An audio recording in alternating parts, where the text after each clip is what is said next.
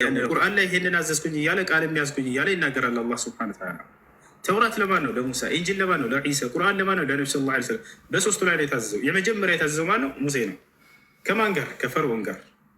ከፈርዖን ጋር ባደረገው ትግል ህዝቡን ነፃ አወጣ። ከዚያ በኋላ ፈርዖን ተቀሰፈ። የመጨረሻው ተቀሳፊ እርሱ ነው። በውሃ ተቀሰፈ፣ አለቀ። ከዚያ በኋላ አላህ ሱብሓነሁ ወተዓላ ከራሳቸው ተከላከሉ የሚል ህግና ስርዓትን አወጣ። መሲሁስ ለምን አልተዋጉም? እንግዲህ አንድ ነቢይ ሊዋጋ የሚችለው መቼ ነው? አቅም ሲኖረው ጊዜ ነው አይደለ? በመሲሁ ጊዜ ደግሞ ሮማውያኖች በጣም የሌለ ኃይል ነበራቸው። ገብታችኋል? እነርሱን የሚዋጉበት አቅም የላቸውም ነበር መሲሁና ተከታዮቻቸው። ያ ማለት ግን ጂሃድን ማስተባበል ማለት አይደለም፣ አላስተባበለም። ገብታችኋል? ነገር ግን ያንን እርሱ ያላደረገበት ምክንያት ግዴታነቱ ላይ ስላልደረሰ ነው። ለምሳሌ አንድ ሰው ሐጅ እንዲያደርግ ግዴታ የሚሆንበት አለበት አይደለ? አቅም ሲኖረው ግን ነው። ያ ጂሃድ ልክ እንዲሁ ከዛሊከ ልጂሃድ ጂሃድ ሰውየው ሊያደርግ የሚችለው አቅም ሲኖረው ነው። ወአዒዱ ለሁም መስተጣዕቱም ሚን ቁወቲን ወቢርባጢል ኸይል፣ ተዘጋጅተህ ያን አቅም ሲኖር ጊዜ ነው። የመሲሁና ተከታዮች ደግሞ ለዚህ ነገር አልደረሰም ነበር። ያ ማለት ግን ጂሃድን አስተባበሉ ማለት አይደለም። ይታለርና ነቢዩ መሐመድ ሰለላሁ ዐለይሂ ወሰለም እርሳቸው ላይ ግዴታ አልነበረም። ተመልከት፣ ለምን አቅማቸው አልነበረም ነበር መጀመሪያም ላይ። መጨረሻ ላይ እንደገና ሲያጠቋቸው ጊዜ አላህ ሱብሓነሁ ወተዓላ በቃ ከራስ ተከላከል ከዚህ በኋላ ብሎ አዘዛቸው። ለዚህ ነው ዛሬም ድረስ ሰዎች ከራሳቸው እየተከላከሉ ይኖራሉ። ነቢያችን ሰለላሁ ዐለይሂ ወሰለም አላህን ለመኑ፣ መቅሰፍት መጥቶላቸው ነበር። ሙሐመድ ሆይ እነዚህን አንተን ያደረጉ ሰዎች እኔ ልቀስፍልህ? ላ እኔ መቅሰፍት አልፈልግም አሉ ብያቸው አለ። ያ ነው እንደ አጠቃላይ ከራስ መከላከል ነው። ጂሃድ ሲባል ጊዜ ብዙ ሰው የሚያስበው ሰላማዊ የሆነ ሰው ሄዶ መጨፍጨፍ ነው። ላ እንደዛ አይደለም። ጂሃድ ማለት ትግል ማለት ነው። ቀጥታ ትርጉሙ ጂሃደ ታገላ፣ ጂሃድ ትግል ማለት ነው። ትግል ማለት ምን ማለት ነው? ሊታገል የመጣን አካል ከራስህ የምታደርገው የመከላከል ስርዓት ያ ትግል ይባላል። አይታቸዋል እነ ጆን ሲና ያ ሙሳራ ወይም ጂሃድ ይባላል። ለምሳሌ እንደዚ አይነት ሊያጠቃህ ይመጣል የሆነ አካል ከራስህ እየተከላከል ከምታደርገው የማጥቃት ስርዓት ይሄ ጂሃድ ይባላል። ገብቶሃል አይደለ? ታዲያ ይሄ ሰው ከራሱ መከላከሉ ላይ ወንጀል አለበት ወይ? ወንጀል የለበትም።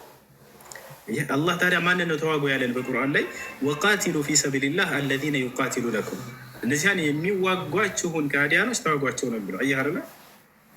የሚዋጓችሁ ሊዋጋህ መጣ እንዳካል ከራስህ ትከላከላለህ። የዛን እስክስታ ታጠብቀው ይሄ ነው።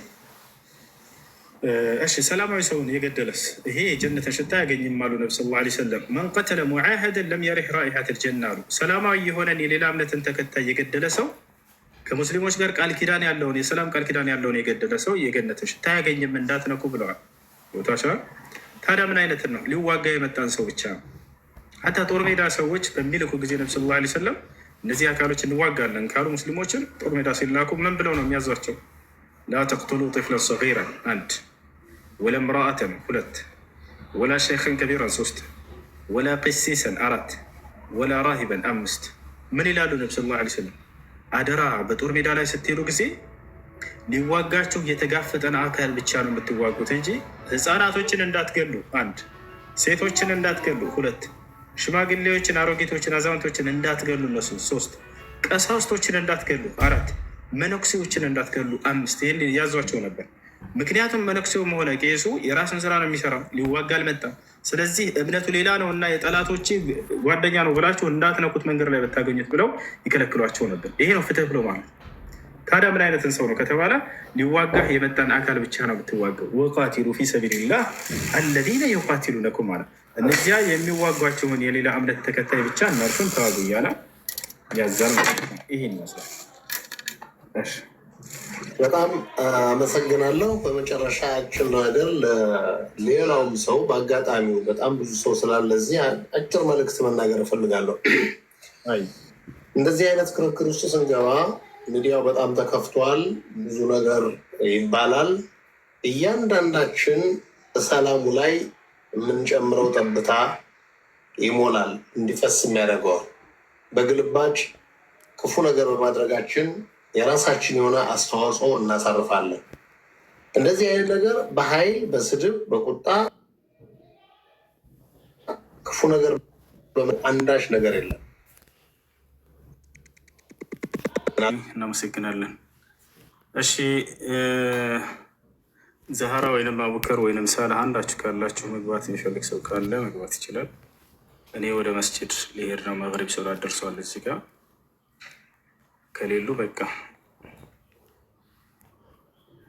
ኢንሻላህ ከሶላት በኋላ በቃ እመለሳለሁ።